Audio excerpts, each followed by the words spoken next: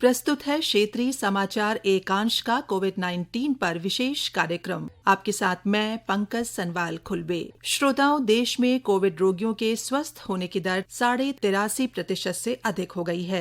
पिछले 24 घंटे के दौरान 85,000 से अधिक कोविड रोगी ठीक हुए हैं। श्रोताओं, हम सभी को कोरोना वायरस के संक्रमण से बचाव के लिए सरकार द्वारा दिए गए सभी दिशा निर्देशों का पालन करना है और इसके लिए हमें मास्क पहनना है, सोशल डिस्टेंसिंग और हैंड हाइजीन को बनाए रखना है। और आइए श्रोताओं, अब सुनते हैं राष्ट्रपिता महात्मा गांधी के बारे में विशेष प्रस्तुति। हमें आजादी बिना खड्ग बिना ढाल, साबरमती के संत तूने कर दिया कमाल। हमें आजादी बिना खड्ग। दुनिया के इतिहास में कुछ तारीखें ऐसे दर्ज हो जाती हैं जिन्हें भुलाना आसान नहीं होता। 2 अक्टूबर की तारीख भी ऐसी ही है। इसी दिन 1869 में गुजरात के पोरबंदर के दीवान के घर एक ऐसे बालक ने जन्म लिया जिसे बाद में दुनिया ने साबरमती का संत कहा। साबरमती के इस संत को बाद में गुरुदेव रविंद्रनाथ टैगोर ने महात्मा क्या कहा, बाद में पूरा नाम पीछे छूट गया और यही उनकी पहचान बन गई। मेरा ईश्वर मुझको रोकता है व्यभिचार करने से, मेरा ईश्वर मुझको रोकता है किसी का खून करने से, मेरा ईश्वर रोकता है मुझको किसी को झुठलाने के लिए, किसी को धोखा देने से। उसका वो तो ईश्वर के सब गुण बने कि वो ईश्वर का गुण का मैं स्तवन करूं तो ईश्वर के नजदीक में पहुंच जाऊं। मैं ईश्वर का काम न करूं और पीछे ईश्वर का नाम दूं तो ईश्वर को धोखा देता हूं। मोहनदास करमचंद गांधी का शुरुआती जीवन बहुत प्रभावी भले ही नहीं रहा, लेकिन उनके मन में सत्य और अहिंसा के बीज बचपन में ही पड़ गए थे। इसका जरिया बना सत्य हरिश्चंद्र नाटक। सत्य को लेकर उनकी धारणा स्कूल में ही नजर आ गई जब स्कूल के दौरे पर पहुंचे अफसर के सामने गांधी कैटल की स्पेलिंग नहीं लिख पाए। उनके अध्यापक ने उन्हें इशारे से नकल का सुझाव दिया, लेकिन गांधी ने ऐसा नहीं किया। सत्य के प्रति उनका ये आग्रह ही बाद में सत्याग्रह की नींव बना। गांधी जी खुद इस बारे में कहते हैं, सत्याग्रह चलता है वहाँ सचमुच वो सत्याग्रह है कि दुराग्रह है। ऐसा हमारे मुल्क में हो गया है कि एक चीज का नाम ले लो लेकिन काम तो इससे उल्टा ही है। और आज जो कोई भी आदमी, पीछे भले पोस्ट ऑफिस के हो, टेलीग्राफ ऑफिस के हो, रेलवे के हो या तो देशी राज्यों में हो, कि जिस जगह पे वो सत्ता लेने की कोशिश कर रहे हैं, उन सब को इतना समझ लेना चाहिए कि हम ये काम जो कर रहे हैं वो सत्य है या असत्य है। अगर असत्य है तो उसका आग्रह क्या करना था, अगर सत्य है तो सत्य का आग्रह तो हमेशा हर हालत में करना ही चाहिए। सत्य को गांधी जी ने अपनी जिंदगी में आत्मसात कर लिया। बचपन में एक बार उन्होंने मांस खाया, एक बार पिता की जेब से पैसे भी चुराए, लेकिन उसका खुलकर प्रायश्चित भी किया। इसके बाद ये विनम्रता और सच्चाई जैसे गांधी की जिंदगी का आभूषण ही बन गए। गांधी जी खुद मानते रहे कि विनम्र तरीके से आप दुनिया को हिला सकते हैं, लेकिन इसके लिए जरूरी है साधन की पवित्रता और अपने कार्य के प्रति अटूट निष्ठा। ऐसे लोगों को ये तालीम दी जाए कि आप खाएं तो सही, खाना हम आपको दे देंगे, लेकिन वो खाना के लिए आप काम तो करें, तो कम से कम यहाँ से शुरू करें सफाई करने से। और पीछे वो कह दें कि हम तो दूसरा भी काम कर सकते हैं, हम सूख काट सकते हैं, बिन सकते हैं, बढ़ाई का काम कर सकते हैं, लोहार का काम कर सकते हैं, या तो हम काटिब का काम करते हैं, वो भी निकम्मी चीज नहीं है। जो चीज हम सिलाई का काम करते हैं, इतनी चीजें इस हिंदुस्तान में पड़ी है कि वो अगर लोग भले कल करोड़पति थे, आज तो करोड़ चले गए, ऐसा तो दुनिया में बहुत होता जाता है, तो वो करोड़ का लिए रोता रहेगा, ये कहेगा कि मैं तो करोड़पति हूँ, मैं क्यों कोई भी काम करूँ, कभी से हमारा काम बिगड़ जाता है। हम जो काम करना चाहते हैं वो काम बन नहीं सकता है। इसलिए मैं तो कहूँगा बड़ी अदब से लेकिन बड़ी दृढ़ता से कि जितने कैंप हमारे चलते हैं वो कैंप अगर देखो तो आदर्श चीज होनी चाहिए। उसमें सफाई इतनी, उसमें गंदगी तो बिल्कुल नहीं। लोग पड़े हैं, सब है, उन्होंने अपना काम तो ढूंढ लिया है। काम के प्रति गांधी की निष्ठा को मजबूती इंग्लैंड में मिली, जहां से उन्होंने कानून की ऊंची तालीम हासिल की। इसके बाद जब दक्षिण अफ्रीका में उन्होंने नस्ल भेद देखा, प्रथम श्रेणी का टिकट होने के बावजूद ट्रेन से उन्हें जबरदस्ती उतार दिया गया, तो जैसे उनकी जिंदगी ही बदल गई। दक्षिण अफ्रीका में नस्ल भेद के खिलाफ आंदोलन छेड़ा, फिनिक्स में आश्रम खोला और जीवन में सादगी का प्रयोग शुरू किया। यहीं से नए गांधी का अवतार होता है।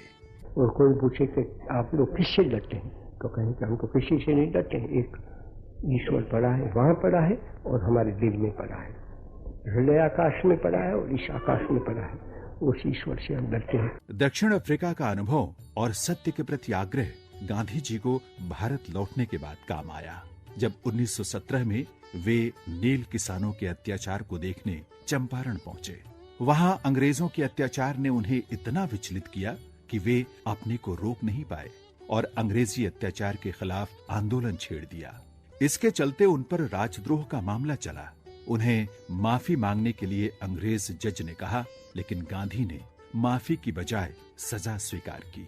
गांधी की लोकप्रियता का आलम यह था कि जज को उन्हें रिहा करना पड़ा।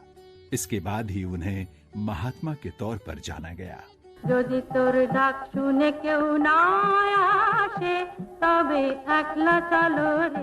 चंपारण में उन्होंने गरीब किसानों की भलाई के लिए काम तो किया, उनकी दशा सुधारने के लिए अभियान भी चलाया, उनकी स्वच्छता पर भी ध्यान दिया। गांधी जी के लिए आजादी से ज्यादा जरूरी स्वच्छता थी। 1903 में कोलकाता के कांग्रेस अधिवेशन के दौरान ही उनका ध्यान देश की गंदगी की तरफ गया। गांधी जी ने खुद कहा है, मैं किसी को भी अपने गंदे पांव के साथ मेरे मन से नहीं गुजरने दूंगा। हरिद्वार में जब कुंभ का मेला था, तो हमारा सबका काम था कि वहाँ के जो कैंप का सैनिटेशन था, वो सैनिटेशन फजर में करने के लिए हम निकल जाते थे। और वो सब मेला करते थे, यात्री लोग आते थे, वो सब कोई तो उसका साफ कर देते थे। सिवाय मुझको तो चैन नहीं हो सकता था और सबको वो तालीम दी गई। लेकिन मैं कहूँगा कि उसका पहला काम ये है कि अपनी कैंप है उसको बिल्कुल साफ रखना। भारत लौटने के बाद गांधी जी ने अपने गुरु गोपाल कृष्ण गोखले के कहने के बाद देशव्यापी रेल यात्राएं की थी। इसी दौरान उन्हें गरीबी से सीधा साबका पड़ा। देश का मानस समझने में भी ये यात्राएं मददगार बनी। उन्हें महसूस हुआ कि जब तक गरीबी दूर नहीं होगी, हर हाथ को काम नहीं मिलेगा, तब तक देश में बदलाव नहीं हो सकता। इसके लिए उन्होंने खादी की कल्पना की और चरखे को स्वदेशी आंदोलन का प्रतीक बना दिया। हिंदुस्तान ने मान लिया कि चरखा है वो तो अहिंसा का प्रतीक है, उसकी निशानी है। आज वो निशानी तो गुम हो गई। अगर वो निशानी रहती तो आज हमारे सामने जो चीज बन रही है वो तो नहीं बनने वाली थी। देखते ही देखते गांधी की शख्सियत ऐसे चुंबक में बदल गई जिसके पीछे क्या आम क्या खास सब खिंचते चले आए। ये देख महान वैज्ञानिक आइंस्टाइन ने कहा था, आने वाली पीढ़ियों को आश्चर्य होगा कि हाड़ मांस का एक ऐसा पुतला भी था।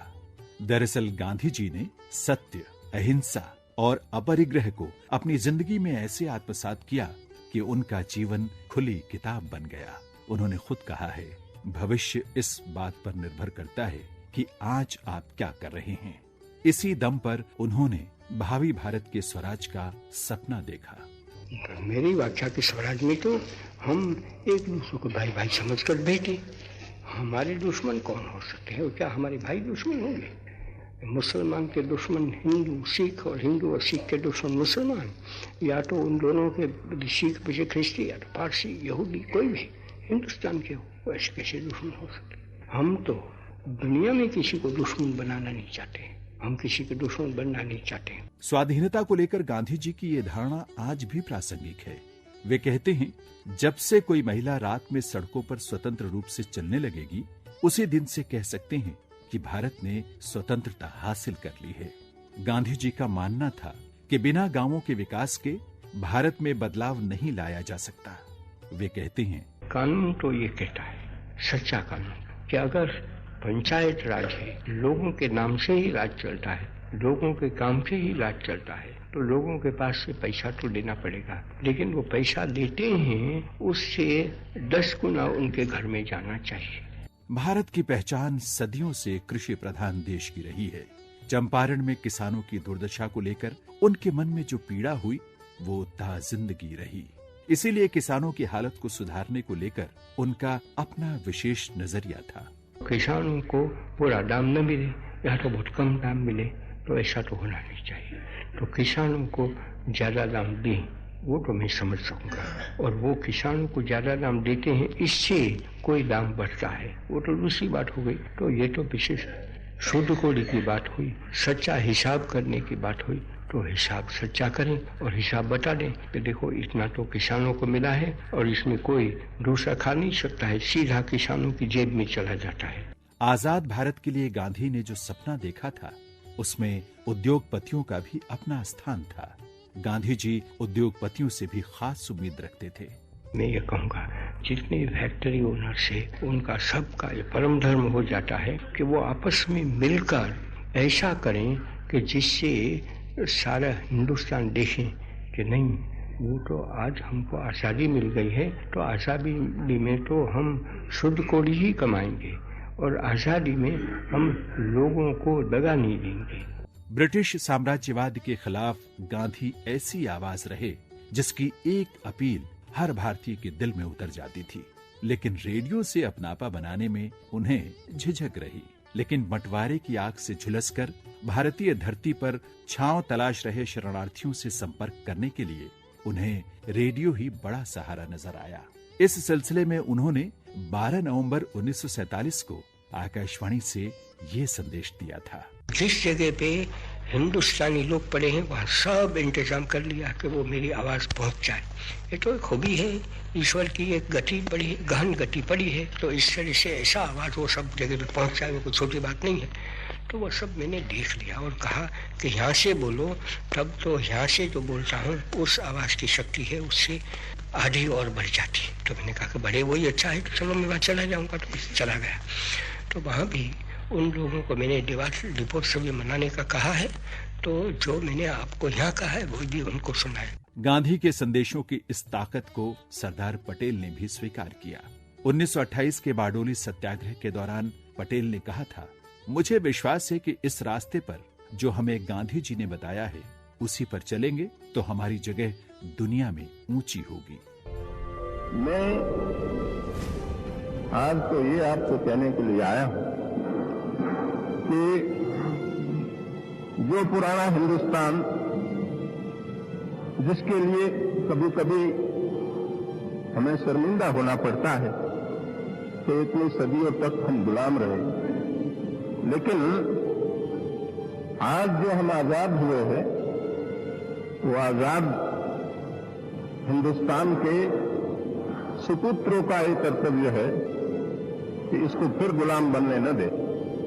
गांधी जी की विनम्रता की ताकत को पूरी दुनिया ने देखा। गांधी जी की इस ताकत को प्रधानमंत्री मोदी गहराई से समझते हैं। वे कहते हैं, महात्मा गांधी ही ऐसे व्यक्ति थे जो सभी को मतभेदों से ऊपर उठकर उपनिवेशवाद से लड़ने के लिए एक साथ लेकर आए और वैश्विक मंच पर भारत के कद को बढ़ाया। प्रधानमंत्री की नजर में गांधी देश के रत्न हैं।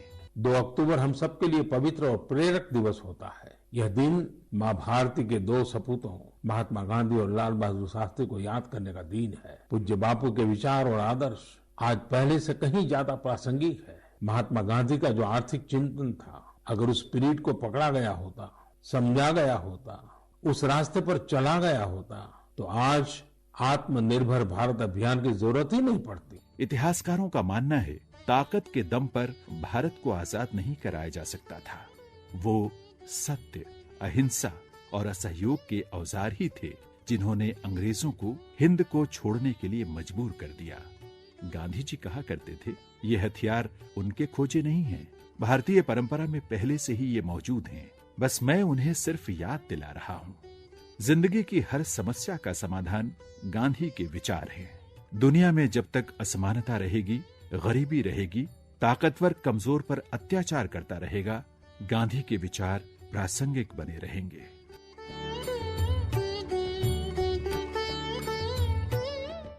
इसी के साथ हमारा आज का कार्यक्रम यहीं पर समाप्त होता है। नमस्कार।